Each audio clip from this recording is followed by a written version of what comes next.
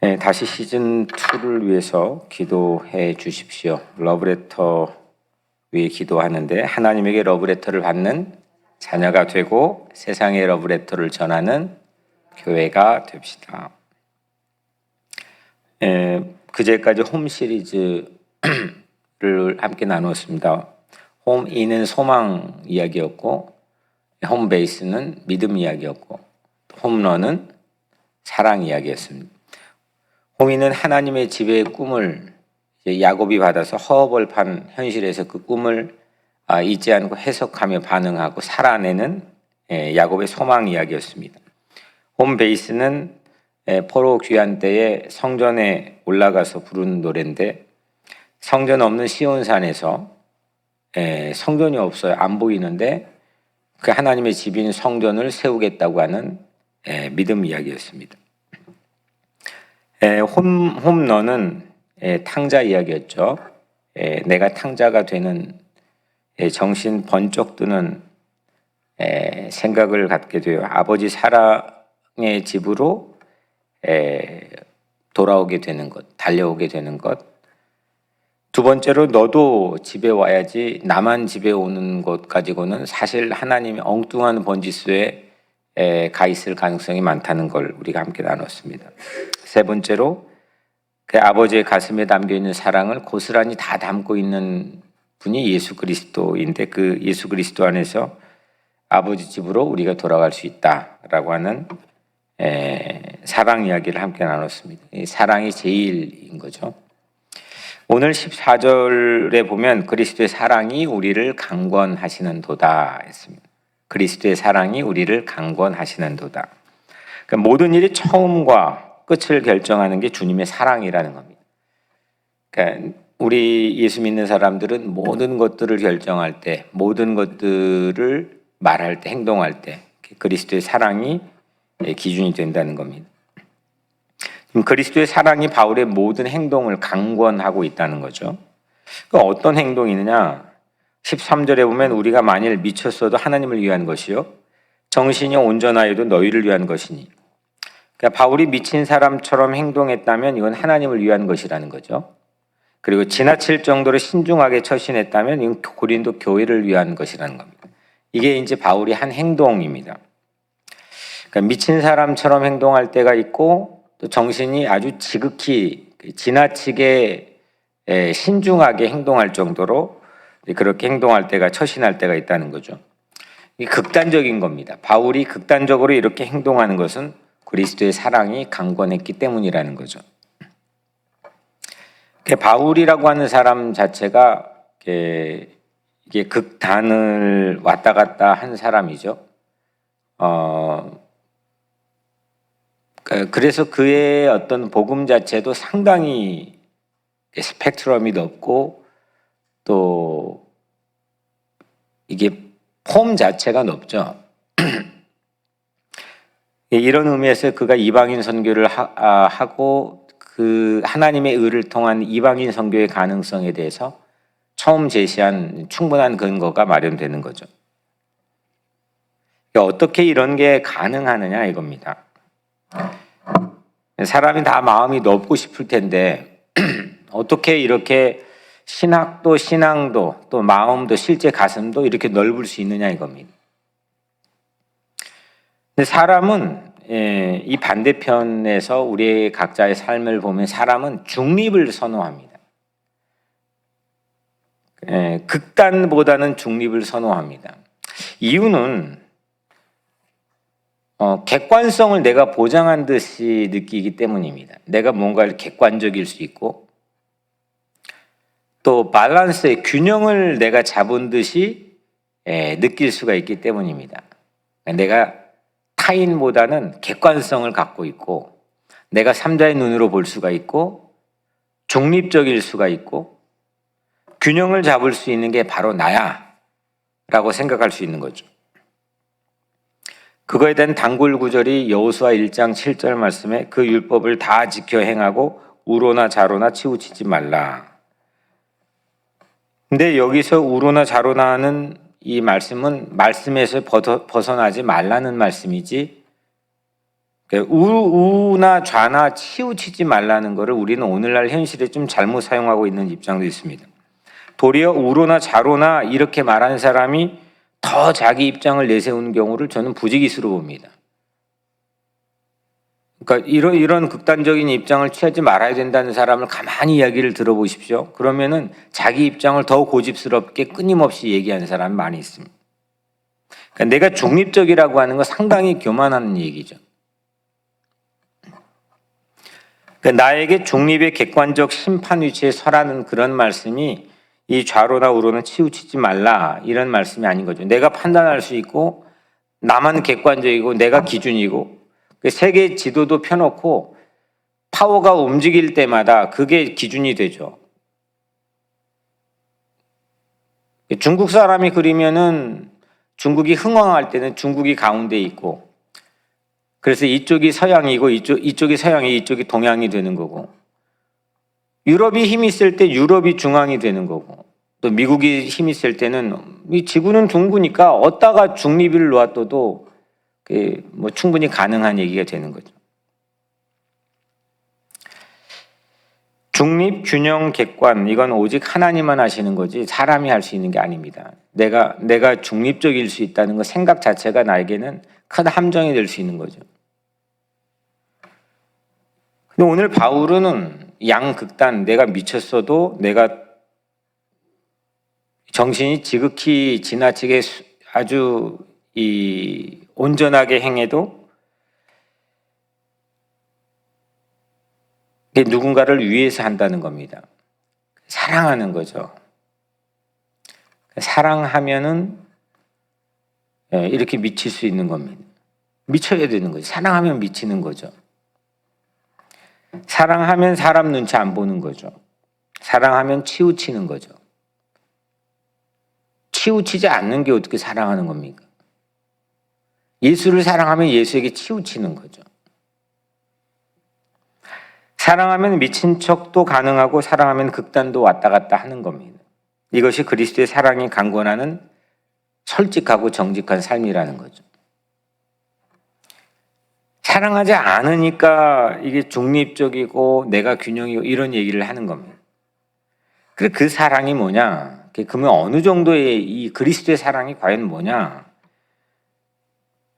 오늘 6번 사용되는 말씀인데 14절에 한 사람이 모든 사람을 대신하여 죽었은즉 15절에 그가 모든 사람을 대신하여 죽으심은 15절에 오직 그들을 대신하여 죽었다가 21절에 하나님이 죄를 알지도 못하신 이를 우리를 대신하여 죄로 삼으신 것은 대신이죠. 대신.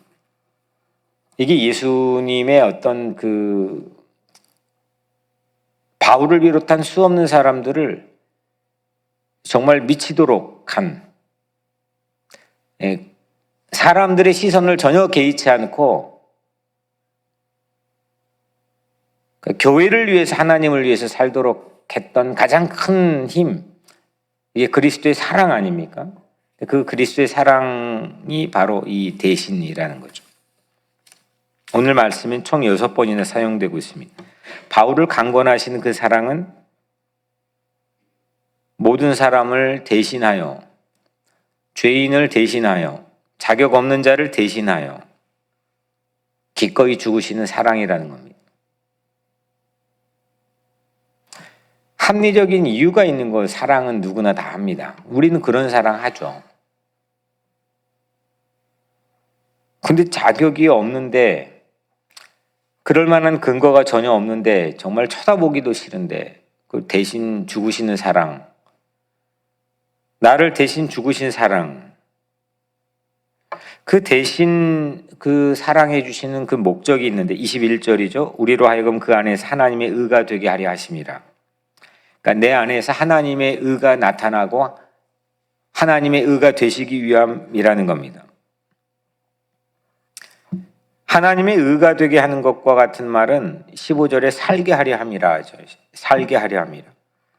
우리가 하나님의 의가 된다는 것은 우리가 진짜 죽을 수밖에 없는데 빠져나올 수 없는데 살게 된다는 겁니다. 우리를 살게 하는 이게 바로 그리스도의 대신 사랑입니다. 이걸 대속이라고 부르죠. 이 대신의 열매가 있습니다. 대신의 열매는 작년부터 우리에게 주신 비전인 다시입니다. 다시. 사도신경 가만히 이 주일마다 신앙 고백할 때 같이 보면은 그 다시라고 하는 말이 계속 나오는데 우리에게 주는 복음의 그 파워 능력인 거죠. 복음의 양대 축은 대신과 그래 다시입니다. 대신은 죽음인 거고 다시는 부활입니다. 대신은 그리스도가 나를 위해 죽으시는 사랑, 십자가의 사랑인 거고 다시는 그리스도께서 그 죽은 자 가운데 3일 만에 다시 살아나시는 능력인 거죠. 생명입니다. 본문에서 이 다시라고 하는 말씀도 3번 사용하고 있습니다. 15절에 그들을 대신하여 죽었다가 다시 살아나신 이를 위하여 살게 하려 하심이라. 그들을 대신하여 죽었다가 대신이죠. 다시 살아나신 이를 위하여 다시죠. 살게 하려 함이라. 영원한 생명이죠. 하나님의 의죠. 그리스도의 대신 죽으심은 반드시 다시 부활하심으로 이어진다는 겁니다. 이걸 믿으면 산다는 겁니다. 영원한 생명을 얻는다는 거죠. 17절 그래서 그런즉 누구든지 그리스도 안에 있으면 새로운 피조물이라 이전 것은 지나갔으니 보라 새 것이 되었도다. 그리스도의 대신 죽으심과 다시 사심 안에 있게 되면 새로운 피조물로 거듭나게 되는 줄로 믿습니다. 제가 몇 번 반복해서 드리지만 이 또한 지나가리라, 이게 우리가 습관적으로 본능적으로 이 고난을 극복하는 하나의 방편으로 오늘날 이 시대의 트렌드로 사용하고 있는 말이죠. 성경에 전혀 없는 말이고 기독교적이지도 않은데, 시간이 흘러 새로워지는 게 아니라 시간이 지나면 우리가 그거는 잊혀지는 거죠. 그래서 협상을 하는 거죠. 거기는 새로움이 보장되어 있지는 않습니다. 그리스도의 대신과 다시가 이전 것을 지나가게 하는 거죠. 주님의 십자가의 사랑으로서만 우리를 지나가게 하고 새로운 피조물이 되게 하는 거죠. 다시라고 하는 기회 자체는 시간이 지나가면은 그냥 그거에 대해서 우리가 익숙해져 있을 뿐이지, 우리를 새롭게 할 수 있는 다시의 기회는 오직 예수 그리스도의 부활을 통해서만 가능하다는 것. 이를 믿으면. 이사야 43장 18절 19절에도 너희는 이전 일을 기억하지 말며 옛적 일을 생각하지 말라. 보라 내가 새 일을 행하리니 이제 나타낼 것이라. 아멘. 그러니까 옛것이 지나도록 하는 것은 시간이 아니라 하나님이시라는 것. 그러니까 옛것이 지나가게 하는 건 누가 합니까? 내가 마음으로 잊어야지 하면 잊어집니까? 절대 그렇지 않죠. 더 오히려 생각나고. 하나님께서 모든 것들, 옛 것들을, 이전 것들을 지나가게 하신다는 겁니다. 하나님만이 새 일을 행해 주시는 거죠. 그래서 오늘 말씀을 이제 마지막으로 정리해 보면 대신과 다시는 영생이라는 것. 이 복음의 공식들을 우리가 전하면서 살아야 되는 거죠. 우리가 그리스도를 거꾸로, 예수님께서 우리를 대신해 주셨잖아요. 그 십자가죠. 그래서 이 다시 우리에게 새 일을 행하시는 주님을 통해 새로운 삶을 부여받게 되죠. 그걸 거듭남이라고 부르죠. 근데 이제 거꾸로 우리가 그리스도를 대신하는 직분을 받았다는 겁니다. 20절에 우리가 그리스도를 대신하여 사신이 되어, 우리가 그리스도를 대신하여 앰베서더, 그러니까 대사가 되어서, 그리스도의 대사가 되어서, 사신이 되어서 우리가 그리스도의 대사가 되었다는 겁니다. 하늘나라 외교관이 되었다는 거죠. 전자 이 대신 플러스 다시, 이거는 그리스도의 일이죠. 그리스도가 하신 일이죠. 예수가 한 일이죠. 그리고 대사, 이 대신 우리가 그리스도를 대신하여 대사가 되는 것은 이건 우리의 일입니다.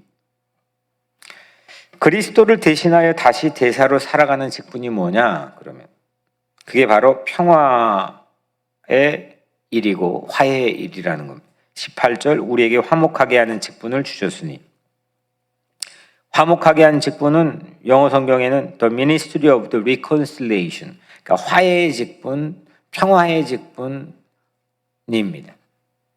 이게 예수가 우리에게 주신 직분이라는 겁니다.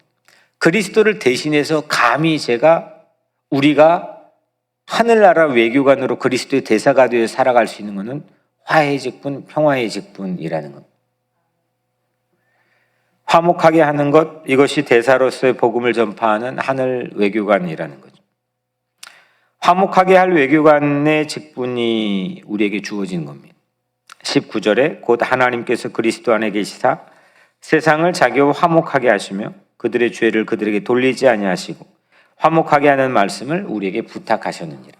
그러니까 우리에게 부탁했다는 겁니다. 화목하게 하는 말씀. 하나님께서 예수 그리스도를 통해서 우리를 하나님과 화목하게 하셨고 우리의 죄를 더 이상 계산하지 않고 용서해 주셨고 도말해 주셨고 하나님께서는 예수님이 하신 화목하게 한 직분을 또 우리에게 부탁해 주셨다는 겁니다. 그러므로 우리는 그리스도의 대사가 되는 거죠. 새로운 직장을 얻은 겁니다. 새로운 할 일을 우리가 얻은 겁니다. 하나님께서 맡겨주신 일입니다. 교회에서 임명한 일이 아니고 목사가 부탁한 일이 아니고 하나님께서 우리에게 맡겨주신 일이라는 겁니다. 바울은 그리스도의 사랑이 강건한 대사의 직분으로 미친 척도 하고 또 극단도 왔다 갔다 한다는 겁니다. 과거에는 법을, 그러니까 기준을 따지는 걸 가지고 자기가 중립이고 자기가 객관이고 자기가 균형을 잡을 수 있는 사람이라고 생각했습니다. 늘 사람의 시선을 생각했고 사람의 평가와 판단을 의식했습니다. 근데 예수를 만난 이후로는 완전히 바뀌어졌습니다. 완전 그의 예수의 사랑에 뿅 갔습니다. 뭐든지 다 할 수 있었고 어떤 생각이든지 다 갈 수 있었습니다. 심지어는 우상 제물을 먹을 수 있느냐 없느냐를 가지고 옥신각신하는 사람, 야야 이게 바보더라. 그 가난한 사람이 1년에 한 번 오는 거 가지고 입으로 들어가는 게 뭐가 죄냐? 그럼 먹으라고 했습니다. 근데 나는 일평생 나는 고기를 먹지 않겠다. 왜냐? 누구든지 한 사람이라도 내가 고기 먹는 것 때문에 실족한다면 그거는 죄다라는 겁니다. 이쪽 저쪽을 막 날아다니는 겁니다. 그런 신앙을 우리가 가지고 있습니까? 저도 마찬가지입니다. 제가 이 행동하면 저 집사가 어떤 생각을 할까? 혹시 상처되지 않을까?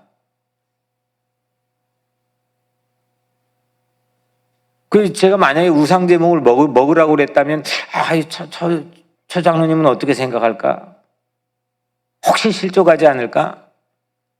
한 사람을 사랑하고 한 사람을 세우기 위해서 그리스도의 사랑의 눈으로 바라보는 게 사실 우리에게도 이렇게 바울의 자유함을 가지고 살아간다는 게 쉽지 않다는 겁니다. 이게 어떻게 됐느냐? 그리스도가 나를 대신에 사랑해 주시고 3일 만에 다시 부활해 주신 그 능력 안에서 바울은 전혀 새로워졌다는 겁니다. 그 사랑이 자기를 강권했다는 거죠. 그래서 이제는 그리스도께서 나에게 부탁해 주신 그리스도를 대신해서 화목하게 하는 직분을 이 땅에서 감당하며 살겠다는 겁니다. 이쪽을 다 연결시키는 겁니다. 이쪽을 전부 다 화목하게 하는 겁니다. 이거는 과거에는 내가 기준이고 내가 객관적이고 내가 중립이고 해서 연결시키려고 했는데 그게 안 됐다는 겁니다. 이제는 이쪽 저쪽을 다 아우르는 그리스도의 사랑으로서만 나를 강권해 주실 때 내가 화목하게 하는 직분을 감당할 수 있다는 거죠.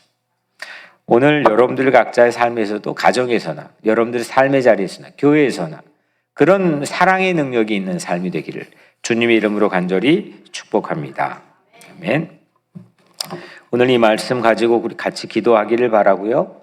또 특별히 오늘 우리 교육자의 정기 모임이 있는 날입니다. 또 노아방주팀 교회에서 현장에서 함께 기도하는 날입니다.